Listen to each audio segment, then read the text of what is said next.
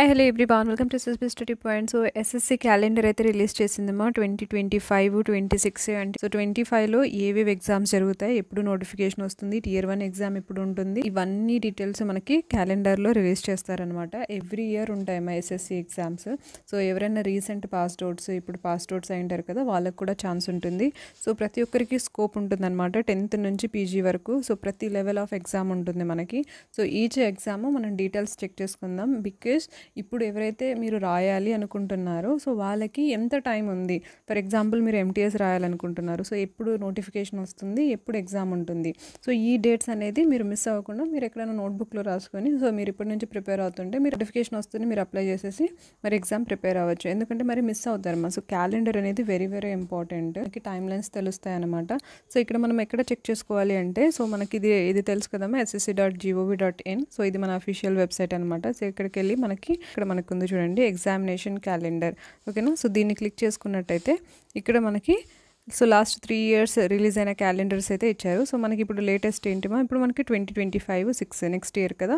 So ఇక్కడ మనం దీన్ని క్లిక్ చేసుకున్నట్టయితే ఇక్కడ అంతా ఉంది. సో దీన్ని మనము పీడిఎఫ్లో ఇక్కడ డౌన్లోడ్ చేసుకోవచ్చు అనమాట. మనకి ఇక్కడ డౌన్లోడ్ బటన్ ఉంటుంది. క్యాలెండర్లో మనకి department exams and general exams రెండు ఇచ్చారనమాట. సో డిపార్ట్మెంట్ ఎగ్జామ్స్ మీకు ఐడియా ఉంటుంది.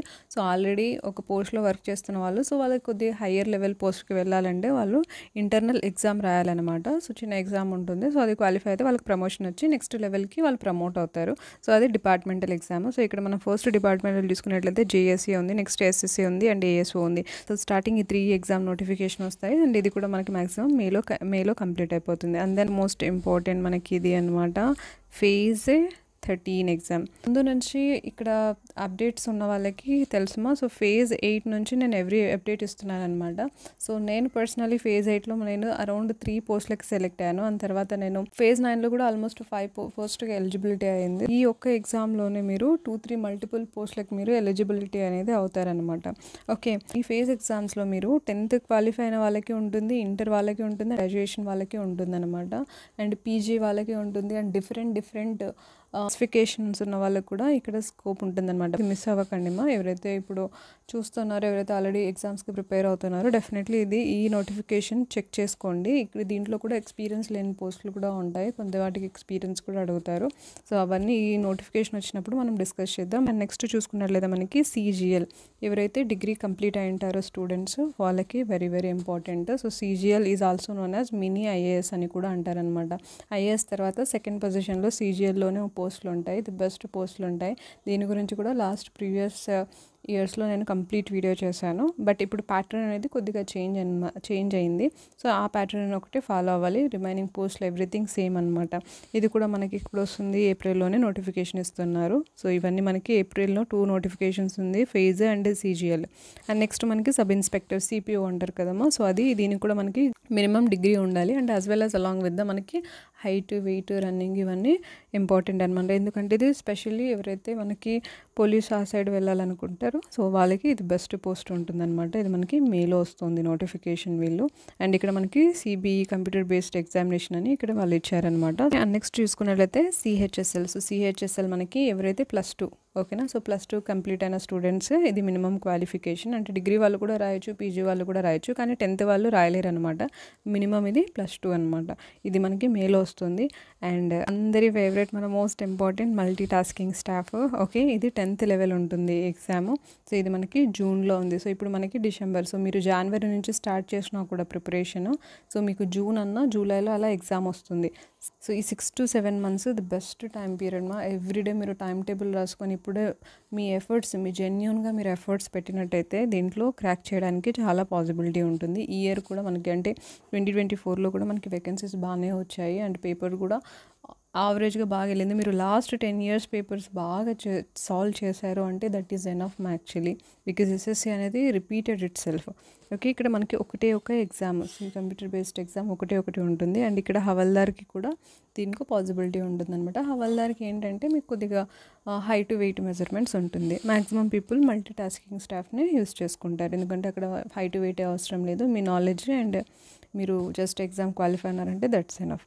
అండ్ నెక్స్ట్ చూసుకున్నట్లయితే మనకి స్టెనోగ్రాఫర్ CD ఇది కూడా మనకి జూలైలో నోటిఫికేషన్ వస్తుంది. అండ్ ఇది మనకి ఇంజనీరింగ్ స్టూడెంట్స్ కోసము సివిల్, మెకానికల్ అండ్ ఎలక్ట్రికల్ ఎవరైతే కోర్ బ్రాంచ్ స్టూడెంట్స్ ఉంటారు వాళ్ళకి ఇది బెస్ట్ అనమాట. జేఈ జూనియర్ ఇంజనీర్ పోస్టులు ఇది కూడా చాలా బాగుంటాయి మా పోస్టులు దీంట్లో. అండ్ ఇది మనకి 5th ఆగస్ట్ నోటిఫికేషన్ వస్తుంది, నోట్ చేసుకోండి ఎవరైతే బీటెక్ స్టూడెంట్స్ ఉన్నారు.